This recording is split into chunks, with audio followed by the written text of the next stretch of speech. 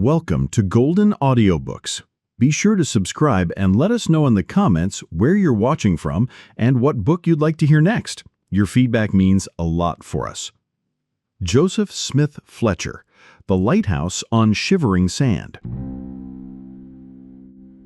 When Mordecai Chittick came to join the Lighthouse staff on Shivering Sand, Jezreel Cornish was taking his allowance of sleep, and Chittick, being new to the place, did not know who it was he would meet when Cornish woke up. Otherwise, the boat which had brought him and a month's provisions over from the mainland would never have gone back without him. Until Chittick came, we had never been more than two at the Shivering Sand. That was a bad arrangement, of course, and it was I who got the worst of it. Once Reuben Cleary fell sick and had to take to the bed. That was just after the monthly boat had been, and until it came again, I had to work night and day and nurse him into the bargain. Then there was Pharaoh Nanjulian. He was a melancholy sort, from his youth, and the loneliness and monotony affected his brain. His wits gave out at last, and he used to spend the whole day in singing psalms and hymns and preaching to the seabirds. We had great storms that autumn, and the monthly boat came a fortnight late and found me about done for, what with living day and night with a madman and doing work for two. And it was because of what I said, not mincing matters, that it was decided to send a third man, so that in such cases as those of Cleary and Nanjulian, the other man should not be utterly and badly alone. Chittick was the man who was sent. Of course, neither Cornish nor myself knew who would be sent. All we knew was that the September boat would bring a third keeper off with it. It was a fine, bright morning when he came, and I watched him narrowly as he came onto the platform at the foot of the lighthouse, which you could only make at certain times. He was a thick-set, swarthy man of middle age. He had curling black hair and beard, and his eyes were shiftier than I cared about. However, he bade me good morning, civilly enough, and when he had got his own things up from the boat, gave me a ready hand with the month's stores. It was not till the boat was off again that he seemed disposed for conversation. "My name's Chittock," he says, "Mordecai Chittock." "Mine's John Grawburn," I answered him. He offered me a plug of tobacco and took a sort of comprehensive glance all around him. "This," he says, "is a lonelier place than most of 'em." "You'll make all the more company," I says. "There'll be three of us now." He gave a glance at the door at the top of the stone stairway, as if he expected to see the third man appear. "Ah," he said, "and what sort of shipmate is the other partner?" "Oh, he's all right," said I, offhand. "He's only been here this last month, but he's a decent man, is Jezreel." Chittick turned round on me like a flash, and I saw a queer look come into his eyes. "Jezreel," he said, short and sharp-like. "That's an uncommon name. I knew a man of that name once. This man's other name, what might it be now, Grayburn?" "Cornish," I answered. "Jezreel Cornish." Then I knew that something was amiss, for his cheeks lost all their dark color and turned a strange pasty white, and I saw sweat burst out on them. He came a step nearer and looked at me with burning eyes, and his lips quivered under his black mustache. "Jezreel Cornish," he says, almost in a whisper. "Jezreel Cornish. A tallish, scraggy-built man with a long, sharp nose and red hair and ferrety eyes. Is it a man like that?" "And what if it is?" I said, watching him. He drew a long breath, and turning, looked out across the bay after the boat from the mainland as if he would call her back, but she was already a speck in the distance, and he turned again to me, breathing hard.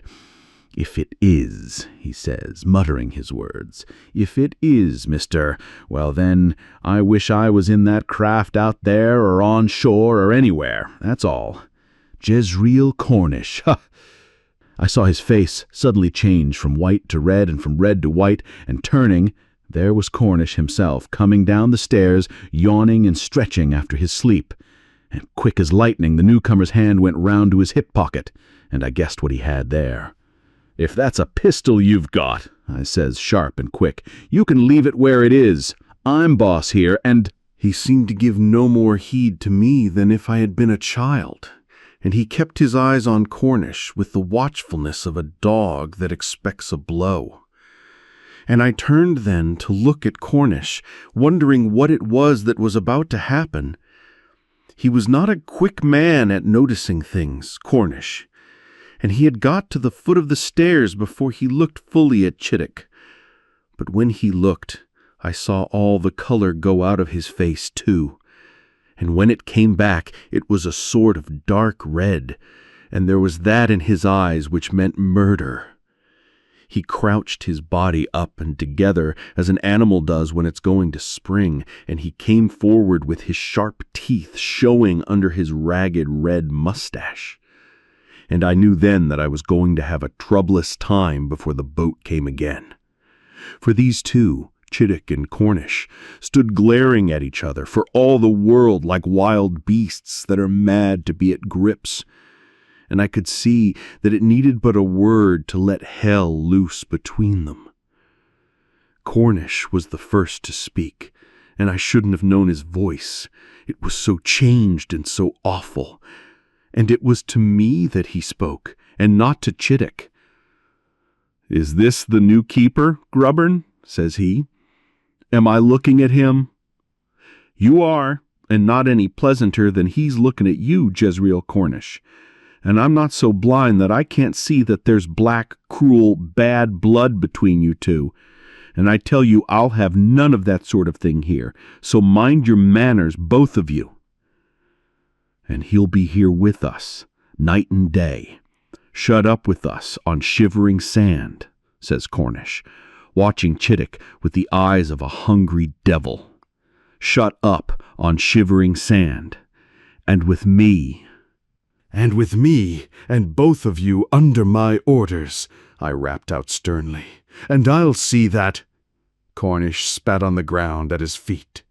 "Last time I set eyes on your devil's face, Mordecai Chittock," he says, in a voice that had suddenly turned as mild as milk, "I told you I'd murder you when the time came for my chance.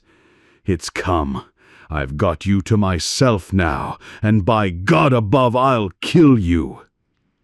What next happened was over in a flash, for Chittock suddenly whipped the revolver out of his pocket and had Cornish covered. But before he could shoot, I knocked it out of his hand, and the next instant had kicked it clean over the edge of the rock into the sea. And with that, Chittock suddenly turned more frightened than before, and it seemed to me that he was going to whimper like a child whose nurse has just checked it.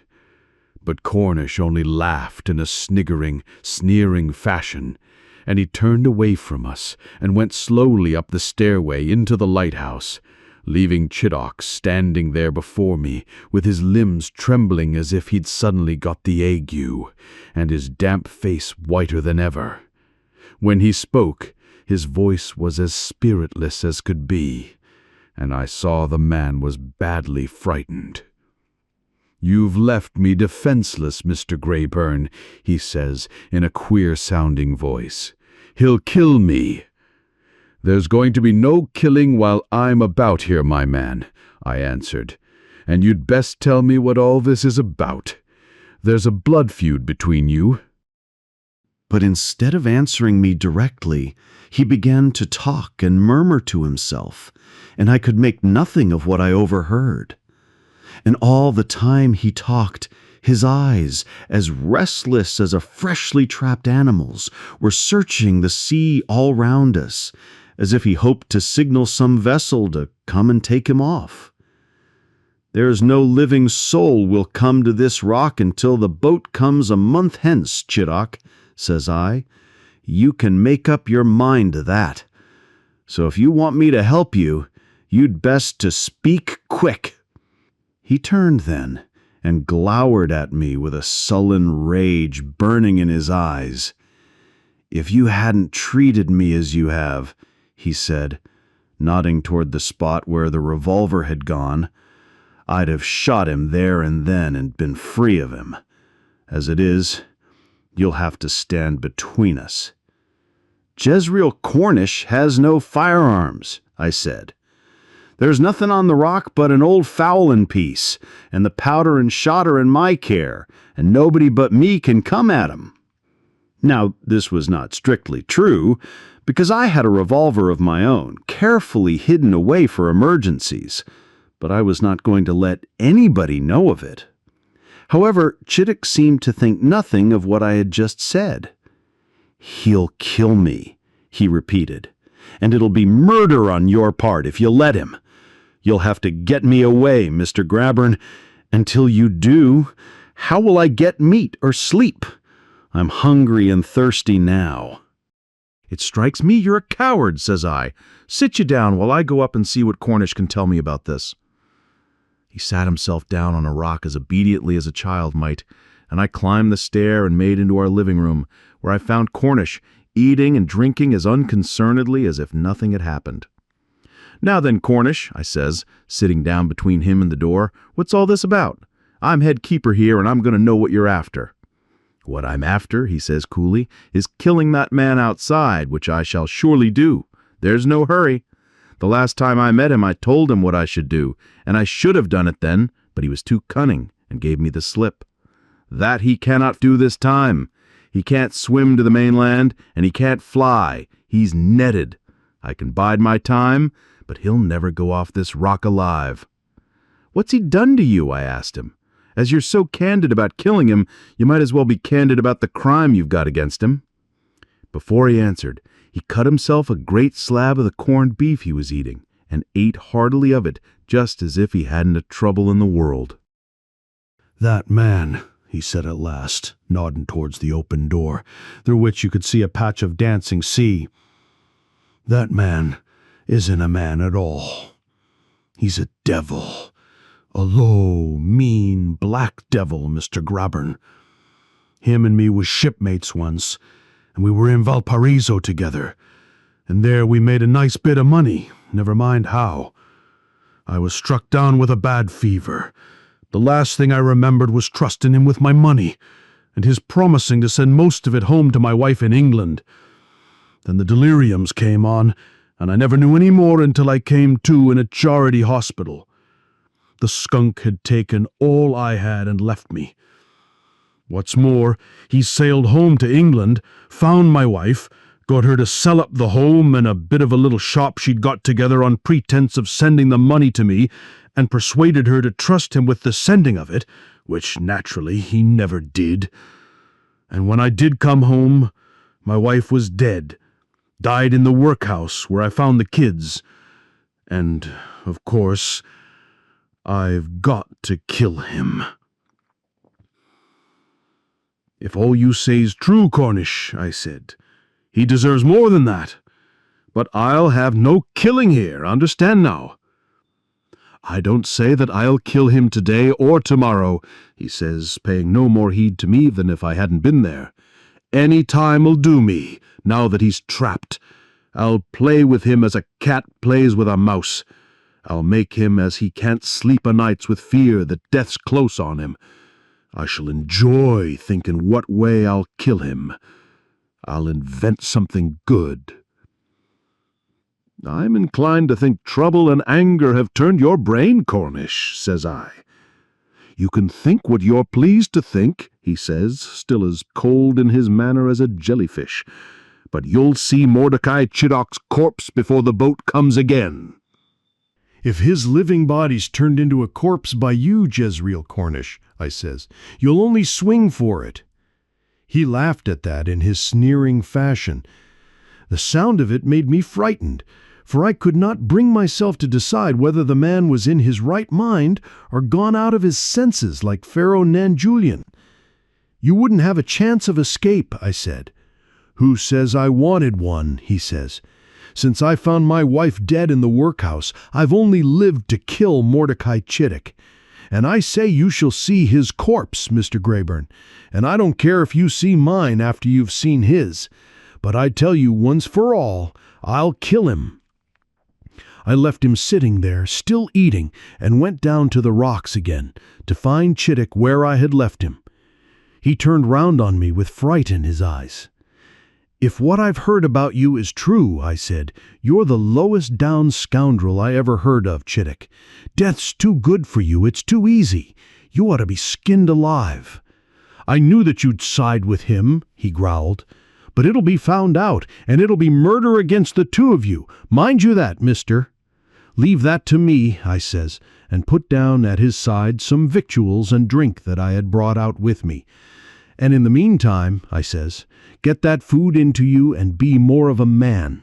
He made no reply to that, but fell upon the victuals like a famished wolf, while I turned back again to the lighthouse.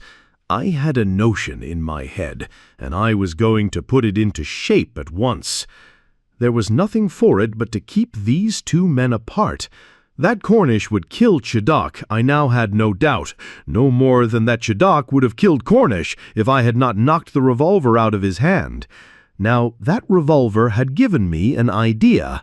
I, being the only man of the three with a weapon, was certainly master of the situation, and accordingly, as soon as I re-entered the lighthouse, I went to my own chamber, secured and loaded my revolver, and turned into the living room to speak with authority to Jezreel Cornish. Jezreel had finished his eating, but he still sat at his end of the table, staring moodily at the empty plate. I sat down at the other end. When he at last looked up, it was to look straight into the barrel of the revolver. What's the meaning of that?" he growled. "The meaning, Jezreel, my lad, is that, says I'm master here in more ways than one, but especially because I'm the only man of the three that's got a weapon. Now, you and the man outside are not going to meet. It's your turn for duty. You'll go up that stair, and I shall lock you in. When it's your hour for coming off, I'll let you out. But you'll not see him, because he'll be locked up too, until you're locked in your own chamber. You and him, Cornish, are going to do all the work this next month. I'm going to do nothing but play jailer and cook until the boat comes and takes one of you off. Now you just go up to your duty, and I'll draw the bolt on you. Get under way, Cornish." "And what if I don't?" he says, looking ugly. "There's no ifs in this case," says I. "Come." He stared hard at me and the revolver for a good minute. Then he pushed back his chair and got up. "I want some tobacco out of the cupboard," he says. "I suppose I can get that?" "You can get what you like out of the cupboard," I answered him, "so long as you get upstairs thereafter. And remember, I've got the drop on you, Cornish." He mumbled something that I couldn't catch, and going over to the cupboard where we kept our general stores, went in. He mumbled and grumbled all the time he was in the cupboard, and his face was angry and scowling when he came out. But he marched straight off to the door of the winding stair which led up to the lantern, and in another second I had turned the key on him. Now, I ought to tell you what this lighthouse was like. Some 15 miles from the mainland, it stood on a gaunt, bare rock, which rose behind a permanent bank in the sea that had long been known as the Shivering Sand, because of the strange motion of the water over it. The entrance was gained by a stone stairway which led to a double door some 20 feet above the rock. When you passed that door, you found yourself in the living room, which made a half of the circular space of the lighthouse. The other half was divided into 4 segments, each forming separate chambers. A winding stair went out of the living room into an upper room, which we used for stores, material, and such like. Where it passed from one to the other was a strong door, the one that I had secured against Cornish's descent. Above that was a stair of 89 steps to the lamp room and lantern, from which a revolving light shone out to warn all craft away from us. So long as I was master, I saw no difficulty in keeping Chittick and Cornish separate. Every door in the place was fitted with good strong locks. On Cornish's, I resolved to fit a bolt from a store of hardware which I had by me. Before I released one man from duty, I would lock the other in his room. When the released man was safely locked up, I would let the other out. All this being settled, and Cornish safely secured, I went to the door and called to Chittick, telling him that it would now be safe for him to enter. He came to the foot of the stairway, cringing and fearful. The more I saw of him, the more I knew what an arrant coward he was. As things turned out, I had to go halfway down the stair and explain what I had done before he would consent to gather his things together and come up. "Now then, Chittick," I said, showing him his chamber, "this is your room. You know the arrangement. You came here to do 1 turn of work in 3. As things are, you'll do 1 in 2. And keep to what I've arranged, or I'll let Jezreel Cornish loose on you." "He'll not forgive you for balking him," he mothered. "Look to yourself, mister.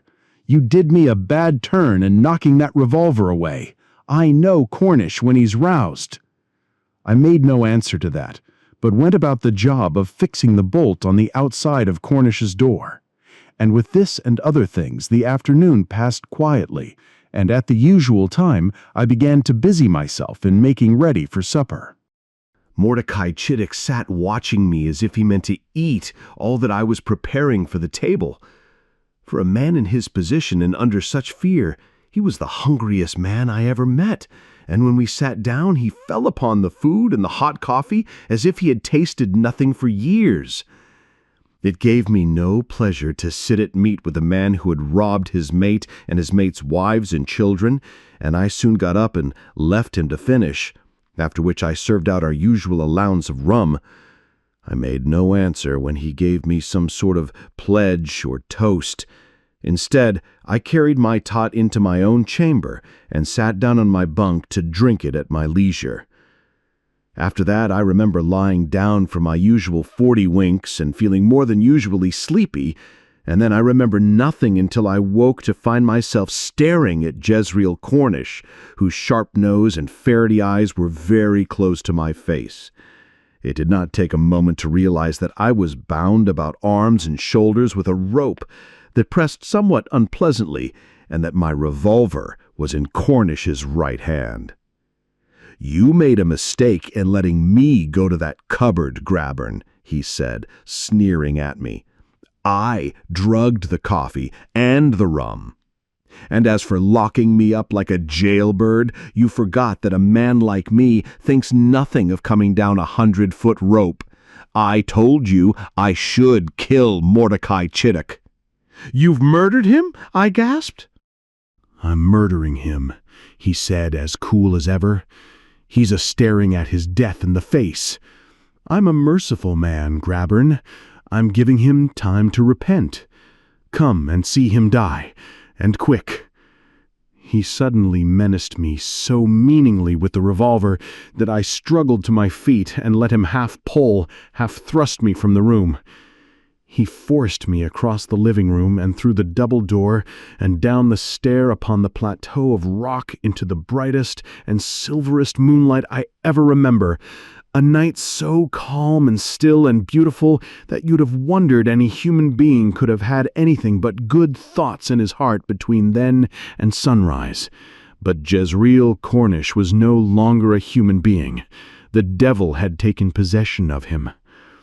"Come and see Mordecai Chittick being murdered of, Grabbern," he said, chuckling as if it was all a joke.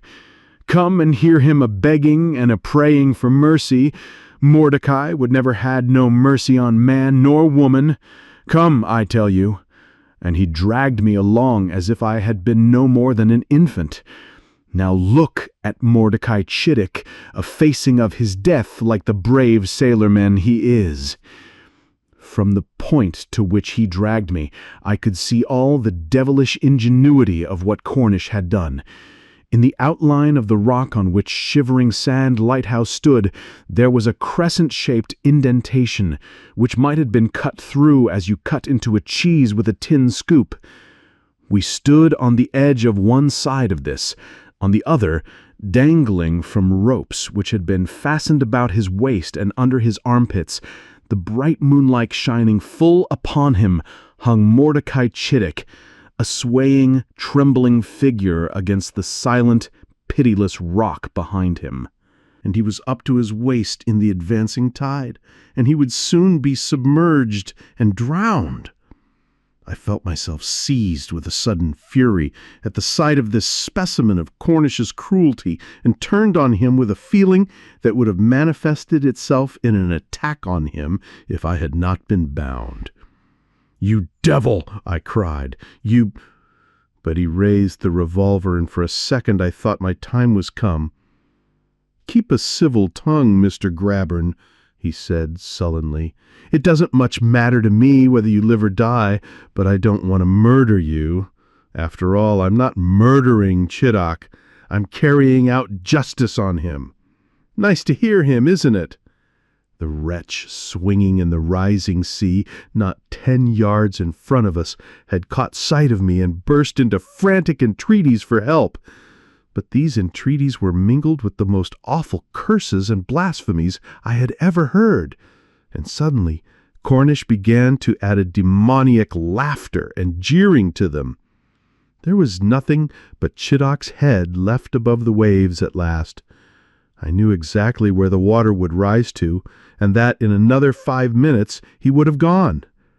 And Cornish knew that too, and an idea seemed to strike him. He laughed aloud, a devilish laugh that made my blood turn to ice. "He's only a few minutes left," he said. "I'll go nearer and whisper a few words of parting to him. It'll be a friendly thing to remind him of what a lot of friends he'll meet presently." He made off towards the point where Chiddock was hanging, with the evident intention of calling over the edge into the wretched man's very ears. As he came near, just as if Providence had it in mind that he should be cheated of seeing his victim die, he tripped over the rope by which Chiddock was secured. He pitched head foremost over the edge of the rock, and I heard his head strike on the ledge beneath, and saw him cleave the oily-faced water like a plummet. And after that, neither I nor any man ever saw Jezreel Cornish again.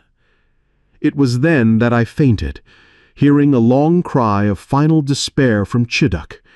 It may have been unconsciousness rather than fainting. It was long after daybreak when I came round. I crawled to the edge of the rock and looked into the cove. Chiddock hung limp against the rock, his head dangling on his shoulder. I could do nothing to help myself. Cornish had made certain in securing me.